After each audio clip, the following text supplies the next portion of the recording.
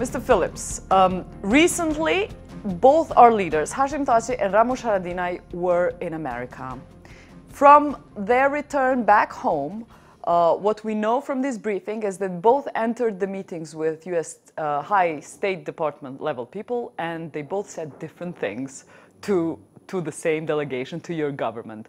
How do you read, and what do you think it says for Kosovo, the fact that our president goes in meetings and says, I am ready to negotiate borders, and our prime minister says borders are untouchable. We don't want to discuss borders. So first of all, they didn't share all the meetings. The meeting with the Secretary of Defense was held by Prime Minister Haradinaj only. There were other joint meetings with State Department officials. And I think it's important to clarify what is the U.S. position.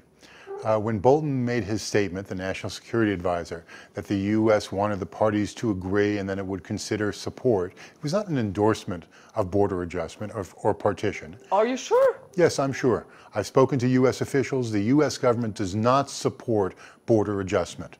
It supports the parties coming to an agreement, which it can evaluate, and that agreement has to enjoy support from the respective governments and from the civil society. Wait. Which sort of officials have you spoken to? Because our president is telling us the opposite of what you're saying. So I'm not going to name names, but I served as a senior advisor to 3 presidents. I maintain contact with U.S. officials. I've spoken with senior representatives of the U.S. government. In the Trump administration, you still have, what I know of you is that you've worked for Democratic governments. Are you sure you have contacts with the Trump administration? Yes, I have worked for Democratic and Republican administrations. I was proud to be associated with Mrs. Clinton. I've spoken with officials in the Trump administration. Nobody has formally endorsed partition or border correction. So if the president, Thaçi, is saying that the U.S. government supports this position, either he misunderstood or he's misrepresenting. Tell me, what do they support? Because let me translate it for our audience. If your government is saying, we will support what the presidents agree, doesn't it mean that they're open to accepting the border correction or partition, whatever you call it?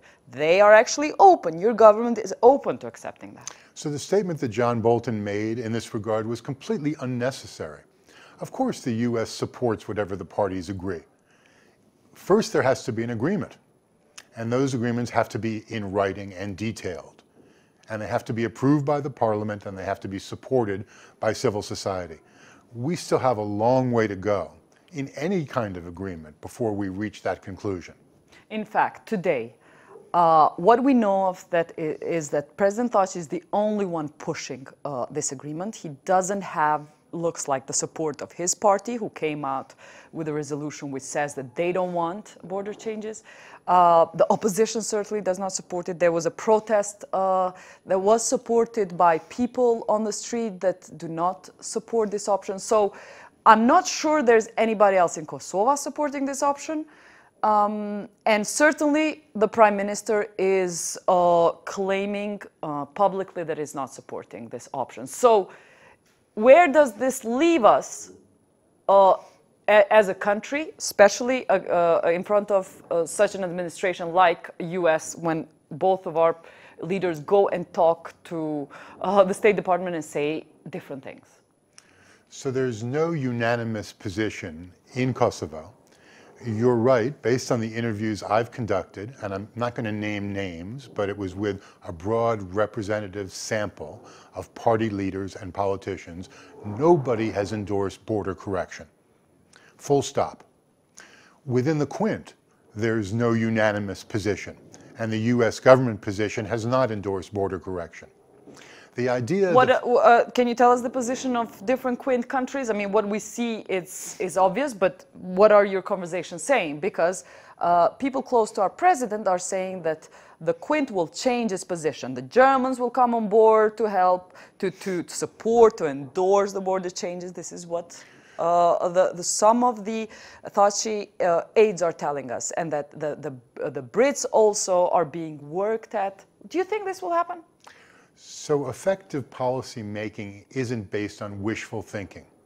And there's nothing to suggest that Germany, the UK or the US is going to come on board and support the proposal for border correction. Unless there is a strongly held shared view among the Quint, I don't think that Kosovo politicians are going to find a unified position either. Unfortunately, what this has done, it's created the impression of chaos and dysfunction. And that impression is being manipulated and used by Belgrade to further undermine Kosovo's credibility, even to question whether or not the ICJ opinion, which legally authorized Kosovo as an independent sovereign state, is still viable. So this whole internal debate that's going on, that Thaçi is fueling, is being used by Kosovo's adversaries to undermine the country.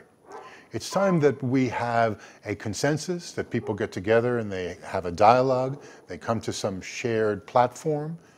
This public dispute that we've seen recently is in no one's interest, certainly not in the interest of a free and independent country called Kosovo that's supported by the international community. What we also know from your interviews and the conversations I've had is that supposedly the US administration has advised our president that you got to be creative. This is the phrase they use. Be creative. Go negotiate with Vučić because you need some sort of deal.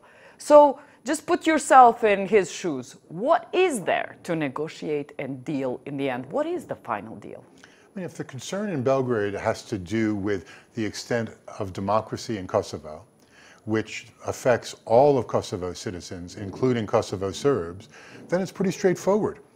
You have decentralization. The government of Kosovo retains specific powers on judiciary, police, urban planning, environment, finance. It establishes regulations protecting culture, and which is a patrimony for all of Kosovo's citizens. David, we signed the Ahtisaari plan.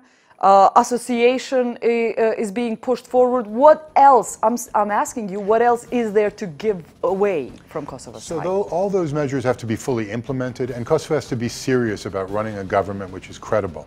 It needs to recommit itself to the principles of the Ahtisaari plan, to its own constitution. It needs to crack down on corruption.